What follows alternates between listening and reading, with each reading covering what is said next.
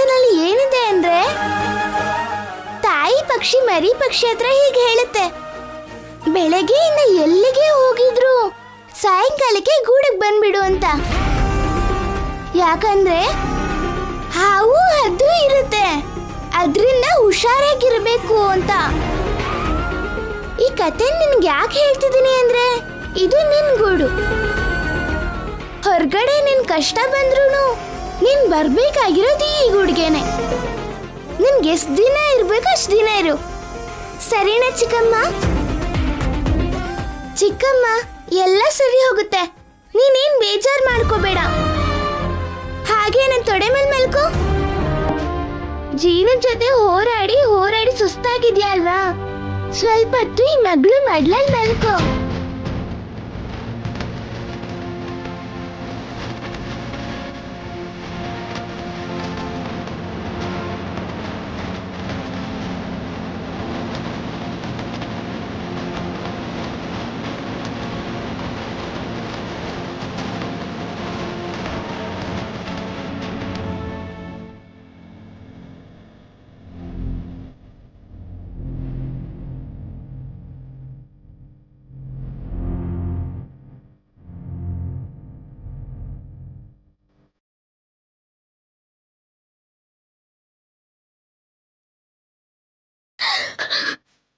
ಅಷ್ಟು ದೊಡ್ಡ ಕುಟುಂಬದಿಂದ ಇಷ್ಟು ಚಿಕ್ಕ ಸಾಂತ್ವನ ಕೂಡ ನನಗೆ ಸಿಗ್ಲಿಲ್ಲ.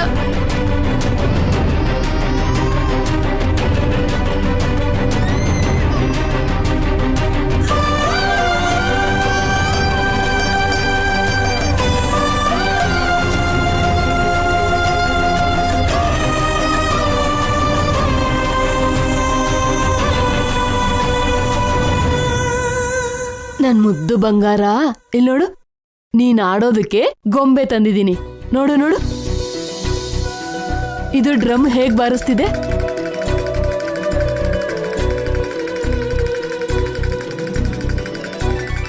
ಚೆನ್ನಾಗಿದೆ ಅಲ್ವಾ? ನೋಡು, ಇನ್ ಅಳೋದ್ ನಿಲ್ಸಿ ಇದ್ರ ಜೊತೆ ಆರಾಮಾಗಿ ಆಟ ಆಡು. ನನ್ಗೊಳಗೆ ತುಂಬಾ ಕೆಲ್ಸ ಇದೆ. ತಗೋ, ಆಟ ಆಡು. ಅತ್ತೆ, ಯಾಕೆ ಹಾಕಿ ಹೋಗ್ತಾ ಇದೀಯಾ? ಯಾಕೆ ಕಿತ್ಕೊಂಡೆ? ಮಗು ಅಳ್ತಾ ಇದೆ, ಕೊಡು ಕಾವೇರಿ. ಮಗುನೇ ಹೆಚ್ಚಾಗೋಯ್ತಾ ನಿಮ್ಗೆ? ಇದು ಮನೆಗೆ ಬಂದಾಗಿಂದ ಮೊಮ್ಮಗನ್ ಚಿಂತನೆ ಬಿಟ್ಬಿಟ್ಟಿದ್ದೀರಾ. ಹೀಗ ಅನ್ಯಾಯವಾಗಿ ಮಾತಾಡ್ಬೇಡ. ಮೊಮ್ಮಗು ಮೇಲಿರೋ ಪ್ರೀತಿ ಇದ್ದೇ ಇರುತ್ತೆ. ಹಾಗೇ ಇದ್ದೋರೆ ಆಗಿದ್ರೆ ನನ್ನ ಮಗ ಆಟಾಡ್ತಿದ್ ಗೊಂಬೆನ್ ತಗೊಂಡ್ ಬಂದು ಇವಳಿಗೆ ಯಾಕೆ ಕೊಡ್ತೀರಾ? ಈ ಹಸುಗೂಸ್ ಮೇಲೆ ಬಾಯಿಗೆ ಬಂದಂಗ್ ಮಾತಾಡ್ಬೇಡಮ್ಮ. ಹಸುಗೂಸಲ್ಲ ಇದು, ಇಷ್ಟವಾದ ಮಗು ಆಗೋಗಿದೆ ನಿಮ್ಗೆ. ಸೊಸೆನ ಕೊಡು ಅಂದ್ರೆ ರಾಕ್ಷಸಿನ ಕೊಟ್ಟಿದ್ಯಾ. ಶಿವ ಶಿವ.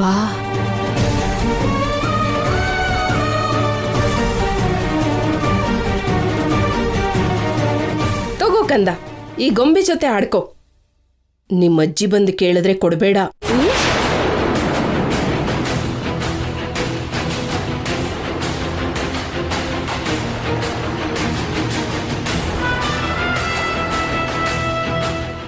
ನನ್ ಬಂಗಾರ, ನೋಡು, ಈ ಗೊಂಬೆ ತಂದಿದ್ದೀನಿ, ಇದ್ರ ಜೊತೆ ಆಟ ಆಡು, ಸರಿನಾ? ನಾನು ಸ್ವಲ್ಪ ಹೊತ್ತು ಬಂದ್ಬಿಡ್ತೀನಿ.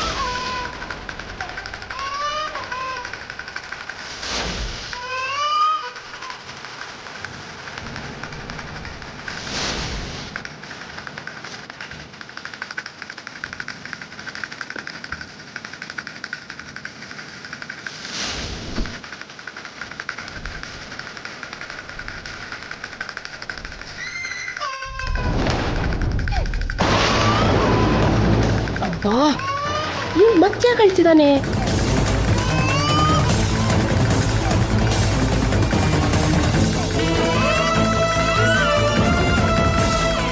ಅತ್ತೆ ಅತ್ತೆ, ಅಬ್ಬಬ್ಬಬ್ಬಬ್ಬಾ, ಯಾಕೆ ಕೂಗ್ತಾ ಇದೀಯಾ? ಹೀಗೆ ಕೂಗ್ತಾ ಇದ್ರೆ ಒಂದಿನ ನನ್ನ ಪ್ರಾಣನೇ ಹೊರಟೋಗುತ್ತೆ. ಏನಾಯ್ತು ಇವಾಗ? ನೀವು ಬುದ್ಧಿ ಇಲ್ದಿರೋ ಕೆಲಸ ಯಾಕೆ ಮಾಡ್ತೀರಾ? ಮತ್ತೆ ಗೊಂಬೆನ್ ತಗೊಂಬಂದ್ ಯಾಕೆ ಕೊಟ್ರಿ? ನಾನ್ ಕೊಡ್ಲಿಲ್ಲ ಅಮ್ಮ, ದೇವ್ರ ಮೇಲೆ ಆಣೆ. ಅಂದ್ರೆ ಪ್ರಾಣ ಇಲ್ದಿರೋ ಗೊಂಬೆ ತನಗ್ ತಾನೇ ನಿಡ್ಕೊಂಡ್ ಬಂದ್ಬಿಡ್ತಾ? ನಿಜಾನೇ ಅಮ್ಮ. ದೇವ್ರ ಮೇಲೆ ಆಣೆ ಬೇರೆ. ಮೊದಲು ಈ ಗೊಂಬೆನೇ ಇರಬಾರ್ದು.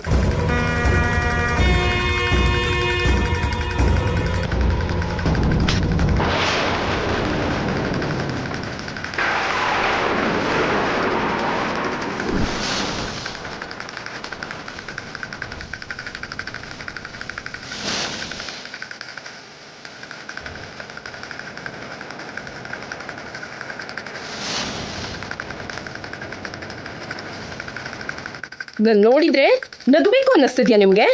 ಶಿವ ಶಿವ, ಛೇ,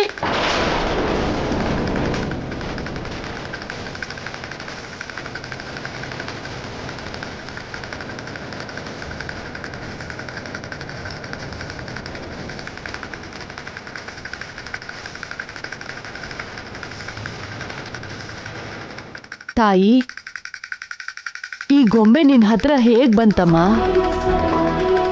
ನಿನ್ಗೆಲ್ಲಿ ಹೇಳೋಕ್ಕಾಗುತ್ತೆ? ನಿನಗೆ ಮಾತೇ ಬರಲ್ವಲ್ಲ. ನಿಹಾರಿಕಾ, ನಿಹಾರಿಕಾ, ನಿಹಾರಿಕಾ, ನಿಹಾರಿಕಾ, ನಿಹಾರಿಕಾ, ನಿಹಾರಿಕಾ, ಎದ್ದೇಳು! ನಿಹಾರಿಕಾ, ಎದ್ದೇಳು! ನಿಹಾರಿಕಾ, ಎದ್ದೇಳು! ನಿಹಾರಿಕಾ, ನಿಹಾರಿಕಾ, ನಿಹಾರಿಕಾ, ನಿಹಾರಿಕಾ, ನಿಹಾರಿಕಾ!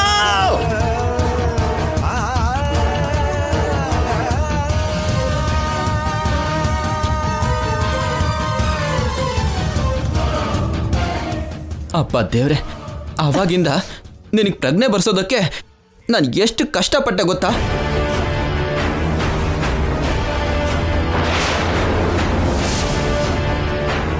ಕೋಮಲಿ ಅನ್ನೋ ಹುಡುಗಿ ಜೊತೆ ಮೊದಲಿಂದನೂ ಪರಿಚಯ ಆಯಿತು.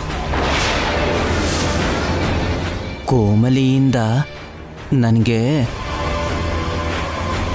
ಹೆಣ್ಮಗು ಕೂಡ ಹುಟ್ಟಿದೆ. ಇನ್ನು ಸ್ವಲ್ಪ ಹೊತ್ತಾಗಿದ್ರೆ ಎಲ್ರೂ ಕರೆಯೋಣ ಅಂತಿದ್ದೆ. ಆದರೆ ಯಾಕೆ ಪ್ರಜ್ಞೆ ತಪ್ಪಿದ್ದಾಳೆ ಅಂತ ಕೇಳಿದ್ರೆ ನನ್ನ ಹತ್ರ ಉತ್ತರ ಇರಲಿಲ್ಲ. ಅದಕ್ಕೆ ಸುಮ್ಮನಾದೆ.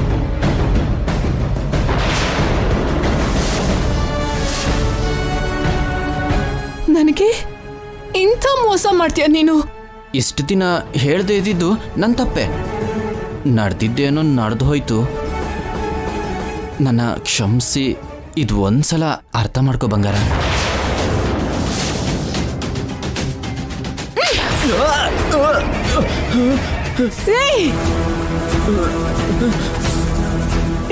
ಬಂಗಾರ, ನನ್ನ ಮಾತು ಕೇಳು. ಬಂಗಾರ, ಬಂಗಾರ, ಬಂಗಾರ, ನನ್ನ ಮಾತು ಕೇಳು. ಒಂದ್ ನಿಮಿಷ, ಒಂದ್ ನಿಮಿಷ, ಒಂದ್ ನಿಮಿಷ.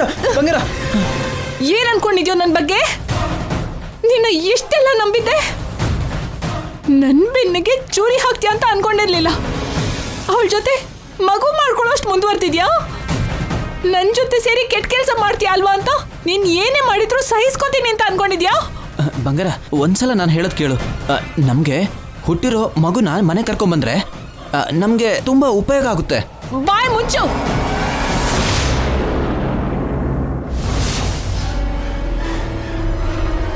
ನನಗೆ ಅಡ್ಡಿ ಇರಬಾರ್ದು ಅಂತ, ನನಗೆ ಸೋಲೆ ಇರಬಾರ್ದು ಅಂತ ಆ ಅವನಿನೇ ಮನೆಯಿಂದ ಹೊರಗಡೆ ಹಾಕಿದ್ದೀನಿ. ಅಂಥದ್ರಲ್ಲಿ ಯಾವಳನ್ನೋ ಕರ್ಕೊಂಡು ಬಂದು ಮನೇಲಿ ಇಟ್ಕೋತೀನಾ? ಯಾರೋ ದಾರಿಲಿ ಹೋಗೋ ದರಿದ್ರದವಳ ಮಗುನ ನನ್ನ ಮನೆಯೊಳಗೆ ಹೇಗೋ ಬರಕ್ ಬಿಡ್ತೀನಿ? ಅದು ಕನ್ಸಲ್ ಕೂಡ ನಡೆಯೋದಿಲ್ಲ. ಅಷ್ಟಕ್ಕೂ ನನಗೆ ಬರ್ತಾ ಇರೋ ಕೋಪಕ್ಕೆ ನಿನ್ನ ಸಾಯಿಸ್ಬೇಕು ಅಂತ ಅನಿಸ್ತಾ ಇದೆ. ನಿನ್ನ ಅಮಾಯಕ ಅಂತ ಅನ್ಕೊಂಡಿದ್ದೆ. ನಿನ್ನ ಹತ್ರ ಇಂಥ ಒಂದು ಶೇಡ್ ಇರುತ್ತೆ ಅಂತ ಗೊತ್ತಿರ್ಲಿಲ್ಲ ನೋಡು. ಚಂಡಾಳ, ದರಿದ್ರ, ನೀಚ, ದುಷ್ಟ, ಕಚ್ಚಡ ನೀನು. ರೇ, ಈ ವಿಷಯದ ಬಗ್ಗೆ ಈಗಲೇ ಮನೆಯಲ್ಲಿ ದೊಡ್ಡ ಪಂಚಾಯಿತಿ ಮಾಡಿಸಿ ದೊಡ್ಡ ರಾಧ ಅಂತ ಮಾಡ್ಬೋದು. ನಿನ್ನೂ ಕೂಡ ಅವನಿನ ಹೊರಗಡೆ ಕಳಿಸ್ದಾಗೆ ಕಳಿಸ್ಬಹುದು. ಆದ್ರೆ ಗಂಡ ಆಗಿರೋದಕ್ಕೆ ಸುಮ್ಮನೆ ಆಗ್ತಾ ಇದ್ದೀನಿ ಅಷ್ಟೇ. ಆ ಕೋಮಲಿ ಬಗ್ಗೆ ಮರ್ತ್ ಹೋಗು. ಅವಳಿಗೆ ಹುಟ್ಟಿರೋ ಮಗು ಬಗ್ಗೆ ಕೂಡ ಮರ್ತ್ ಹೋಗು. ಅವಳು ನಿನ್ ಹೆಂಡತಿನೂ ಅಲ್ಲ, ಅವಳಿಗೆ ಹುಟ್ಟಿರೋದು ನಿನ್ ಮಗುನೂ ಅಲ್ಲ. ನೀನು ಈ ನಿಹಾರಿಕಾಗ್ ಮಾತ್ರನೇ ಗಂಡ, ಊರಲ್ಲಿರೋರ್ಗೆಲ್ಲ ಅಲ್ಲ. ನಿಮ್ಮ ಅಕ್ರಮ ಸಂಬಂಧ ಬಯಲಾಯ್ತು ಅಂದ್ರೆ ಮಾತ್ರ 3 ಸಮಾಧಿ ಒಟ್ಟಿಗೆ ರೆಡಿ ಆಗತ್ತೆ. ಅವ್ರ ಜೊತೆ ನಿನಗೆ ಯಾವುದೇ ಸಂಬಂಧನೂ ಇರಬಾರ್ದು. This is my warning.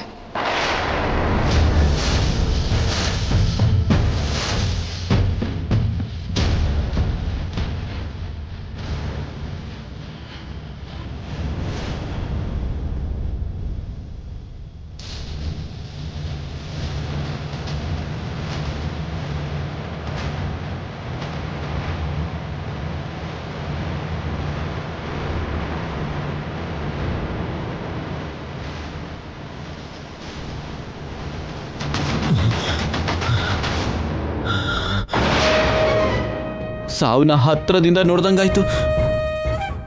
Wrong ಟೈಮಲ್ಲಿ ಏನಾದರೂ ಹೇಳಿದ್ನಾ? ಇಲ್ಲ, ನಾನು ಯಾವ ಟೈಮಲ್ಲಿ ಹೇಳಿದ್ರು ಅವಳ ರಿಯಾಕ್ಷನ್ ಹೀಗೆ ಇರ್ತಿತ್ತು.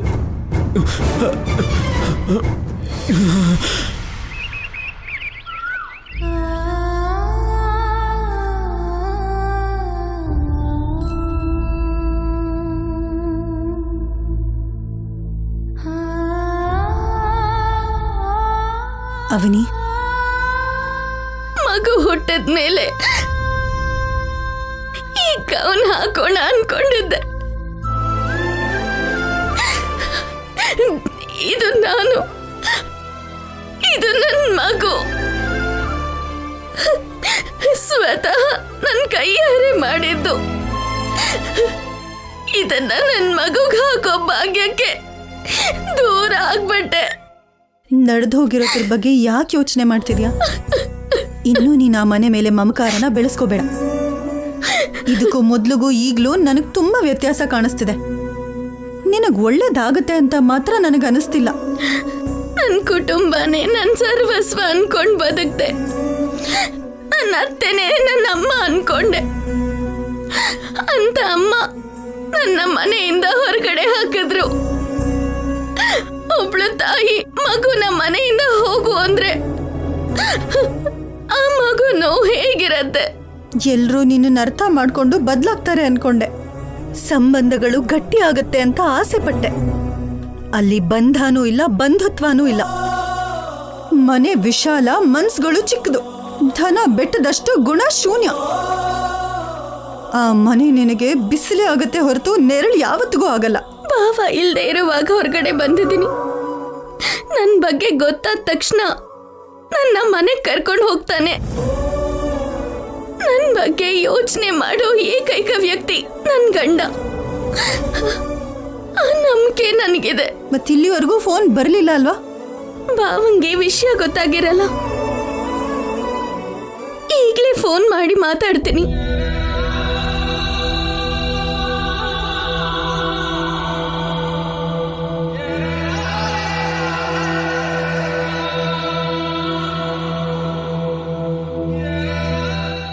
ಸ್ವಿಚ್ ಆಫ್ ಅಂತ ಬರ್ತಾ ಇದೆ. ಆಫೀಸಲ್ಲಿ ಮೀಟಿಂಗ್ ಅಲ್ಲಿ ಇರ್ತಾರೆ. ಈ ಮಧ್ಯೆ ನಾನೊಂದು ವಿಷಯನ ಗಮನಿಸ್ತಿದ್ದೀನಿ. ಶ್ರೀಕರ್ ಇದಕ್ಕೂ ಮೊದಲಿನ ಹಾಗೆ ನಿನಗೆ ಬಲವಾದ ಸಪೋರ್ಟ್ ಹಾಗೆ ಇರ್ತಿಲ್ಲ. ಯಾವ ಕಡೆ ಗಾಳಿ ಬರುತ್ತೋ ಆ ಕಡೆ ಹೋಗ್ತಾನೆ. ಅದಕ್ಕೆ ಅಂತಾರೆ, ಪರಿಸ್ಥಿತಿಗಳು ಯಾವಾಗ್ಲೂ ಒಂದೇ ಥರ ಇರಲ್ಲ. ಯಾರು ಯಾವಾಗ ಹೇಗೆ ಬದಲಾಗ್ತಾರೋ ಗೊತ್ತಿಲ್ಲ ಅಂತ. ಯಾರೇ ಹೇಳಿದ್ರು, ಎಷ್ಟೇ ಹೇಳಿದ್ರು ನನ್ನ ಭಾವ ಬದಲಾಗಲ್ಲ. ನನ್ನ ಬಗ್ಗೆ ಅರ್ಥ ಮಾಡ್ಕೋತಾನೆ. ನನಗೋಸ್ಕರ ಕುಟುಂಬದ ಜೊತೆ ಯುದ್ಧ ಮಾಡ್ತಾನೆ. ಅವನು ನನ್ನ ರಕ್ಷಕ. ನಿನ್ನ ನಂಬಿಕೆ ನಿಂದು, ನನ್ನ ಅನುಮಾನ ನಂದು.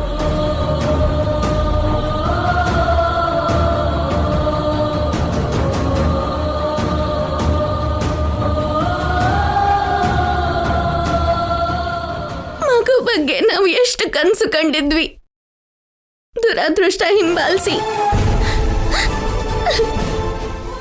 ನಮಗಿಂತ ಪರಿಸ್ಥಿತಿನ ತಗೊಂಡ್ ಬರುತ್ತೆ ಅಂತ ಅನ್ಕೊಂಡಿರ್ಲಿಲ್ಲ. ಕಂದ, ಯಾರೇನೇ ಅನ್ಕೊಂಡ್ರು ಅತ್ತೆ ಮಾವ ಮಾತ್ರ ತುಂಬಾ ಒಳ್ಳೆಯವರು. ಎಲ್ಲ ರೀತಿಲೂ ಯೋಚನೆ ಮಾಡಿ ತೀರ್ಪು ಕೊಟ್ರು. ನೀನ್ ಹೊಗಳ್ತಿದ್ಯಾ, ಆದ್ರೆ ಇಲ್ಲಿ ಯಾರು ಇಲ್ಲ. ಓ ಹೌದಾ?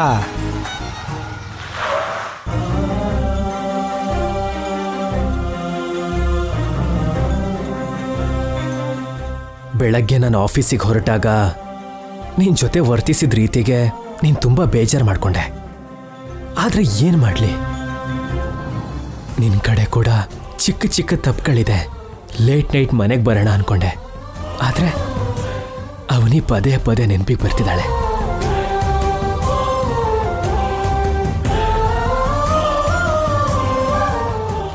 ಯಾವ ಕಾರಣದಿಂದ ಕಳಿಸಿದ್ರು ಅವನಿ ಮಾತ್ರ ಈ ಮನೆಗೆ ಮತ್ತೆ ಬರ್ದೇ ಇರಲ್ಲ.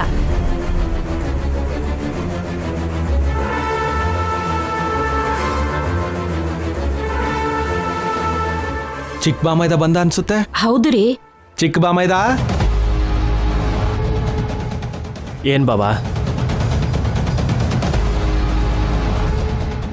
ವಿಷಯ ಗೊತ್ತಾಯ್ತಾ? ಯಾವ ವಿಷಯ? ಹಾಗಿದ್ರೆ ನಿನಗೆ ಗೊತ್ತಿಲ್ಲ ಅಂತಾಯ್ತು. ವಸಂತ, ನಿನ್ ತಮ್ಮನಿಗೆ ನೀನು ಹೇಳು. ಏನೋ ಏನಾಯ್ತು ಅಂದ್ರೆ ನೀನು ಹೀಗೆ ಹೇಳಿದ್ರೆ ಎಪಿಸೋಡ್ ಮುಗಿಯೋ ಥರ ಇದೆ. ನೀನಿರು. ಚಿಕ್ಕ ಬಾಮೈದ, ನಾನು ಸಿಂಪಲ್ ಆಗಿ ಹೇಳ್ತೀನಿ ಇರು. ನಿನ್ನ ಹೆಂಡ್ತಿನ ಮನೆಯಿಂದ ಹೊರಗಡೆ ಹಾಕಿದ್ರು.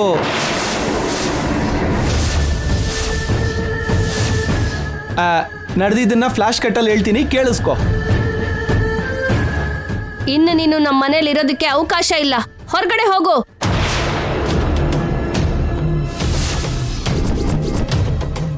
ಅತ್ತೆಯವರು ತುಂಬಾ ಕಠಿಣವಾದ ನಿರ್ಧಾರ ತಗೊಂಡ್ರಲ್ವಾ ಬಾಮೈದ?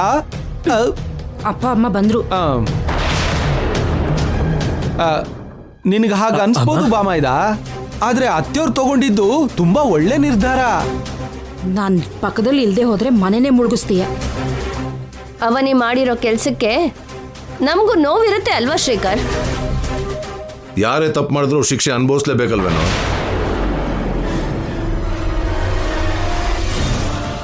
ಅದಕ್ಕೆ ಮಾತಿಗೆ ಮಾತು ಬೆಳೀತು, ಮನೆಯಿಂದ ಕಳಿಸ್ಬೇಕಾಗಿ ಬಂತು. ಅವನಿ ನಡ್ಕೊಂಡ ರೀತಿನೂ ನಮ್ ಯಾರಿಗೂ ಹಿಡಿಸ್ಲಿಲ್ಲ ಕಣೋ. ನಾನ್ ಇಲ್ದಿರೋ ಸಮಯದಲ್ಲಿ ಹಾಗೆ ಕಳಿಸೋದು ಅಂದ್ರೆ ಏನಮ್ಮ? ಇನ್ನೂ ನೀನು ಅವಳ ಮೇಲೆ ಪ್ರೀತಿ ಮಳೆ ಸುರಿಸ್ಬೇಕು ಅನ್ಕೋಬೇಡ. ಡೆಲಿವರಿ ಆಗೋವರೆಗೂ ಮನೆಯಿಂದ ಹೊರಗಡೆ ಕಾಲಿಡಬೇಡ ಅಂತ ನಾವೆಲ್ಲರೂ ಅವಳಿಗೆ ಹೇಳಿದ್ವಿ. ಅವಳು ಏನಾದರೂ ಮಾತು ಕೇಳಿದ್ಲಾ? ಆದ್ರೂ ನೀನ್ ಯಾಕೋ ಅಷ್ಟೊಂದು ಬೇಜಾರು ಮಾಡ್ಕೋತಿದ್ಯಾ? ನನ್ನ ಹೆಂಡತಿ ಜಾತಕದ ವಿಷಯದಲ್ಲಿ ಸುಳ್ಳು ಹೇಳಿದ್ಲು ಅಂತ ಮನೆಯಿಂದ ಆಚೆ ಕಳ್ಸಿದ್ರಲ್ವಾ? ಆ ರೂಲ್ಸ್ ಎಲ್ರಿಗೂ ಒಂದೇ ತರ ಇರಬೇಕು, ವ್ಯಕ್ತಿಗೂ ಬದಲಾಗಬಾರ್ದು. ಇವಾಗ ನಿನಗೆ ನೋವಾಗ್ತಾ ಇದೆ ಅಲ್ವಾ? ಅವಾಗ ನಾನು ಇದಕ್ಕಿಂತ ಜಾಸ್ತಿ ನೋವುಪಟ್ಟಿದ್ದೆ. ಅವನಿ ಬಗ್ಗೆ ನೀವು ಮತ್ತೊಂದ್ಸಲ ಯೋಚನೆ ಮಾಡಬೇಕಿತ್ತಮ್ಮ. ಅವಸರಪಟ್ಟು ಕಳಿಸಿದ್ರಿ ಅನಿಸ್ತಿದೆ. ಅವನಿ ಬೇಕು ಅಂತ ಏನು ಮಾಡಲಿಲ್ಲ ಅನ್ನೋದು ನನ್ನ ನಂಬಿಕೆ.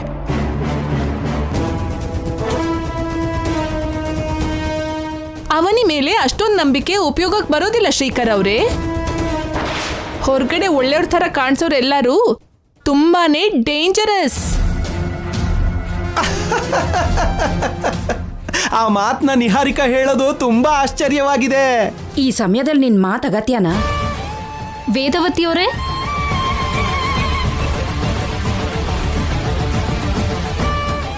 ಒಳಗಡೆ ಬರ್ಬೋದಾ ರೀ? ಬನ್ನಿ. ಹೇಳಿ. ಏನೋ ಸೀರಿಯಸ್ ಮ್ಯಾಟ್ರಲ್ಲಿ ಹೀರೋ ಆಗಿದ್ದೀರಾ? ಪರವಾಗಿಲ್ಲ ಬಿಡಿ, ಹೇಳಿ. ನಿಮ್ಮ ಅವನಿ ಗರ್ಭಿಣಿ ಅಂತ ಅವತ್ತು ವ್ರತಕ್ಕೆ ಬಂದಾಗ ನೀವು ಹೇಳಿದ್ರಲ್ವಾ, ಅವನಿಗೆ ಡೆಲಿವರಿ ಆಯ್ತಾ? ಯಾಕೆ ಮಾತಾಡ್ತಿಲ್ಲ ರೀ? ಡೆಲಿವರಿ ಆಯ್ತಮ್ಮ. ಆಪರೇಷನ್ ಸಕ್ಸಸ್ಸು, ಪೇಷಂಟ್ ಡೆಡ್ ಅನ್ನೋ ಹಾಗಾಯ್ತು. ಏನ್ ಹೇಳ್ತಿದ್ದಾರೆ ಇವರು? ಅವನಿಗೆ ಹುಟ್ಟಿದ ಮಗು ಹುಟ್ಟಿದಾಗೆ ಸತ್ತೋಯ್ತು ರೀ. ಹೌದಾ? ಹೌದು ರೀ. ಮೊದಲನೇ ಮೊಮ್ಮಗಳ ಸಂತಾನನ ಅವನಿಂದ ಅತ್ತೆ ಮಾವ ಎಕ್ಸ್ಪೆಕ್ಟ್ ಮಾಡ್ತಾ ಇದ್ರು. ಬ್ಯಾಡ್ ಲಕ್, ಈ ಥರ ಆಗೋಯ್ತು. ನಾ ಈಗ ಹೇಳ್ತೀನಿ ಅಂತ ದಯವಿಟ್ಟು ತಪ್ಪು ತಿಳ್ಕೊಬೇಡಿ. ಅಕ್ಕ ತಂಗಿ ಇಬ್ರು ಹೊರಗಡೆ ತುಂಬಾ ಸರ್ತಿ ಭೇಟಿ ಮಾಡಿ ಮಾತಾಡೋದನ್ನ ನಾವು ಕಣ್ಣಾರೆ ನೋಡಿದೀವಿ.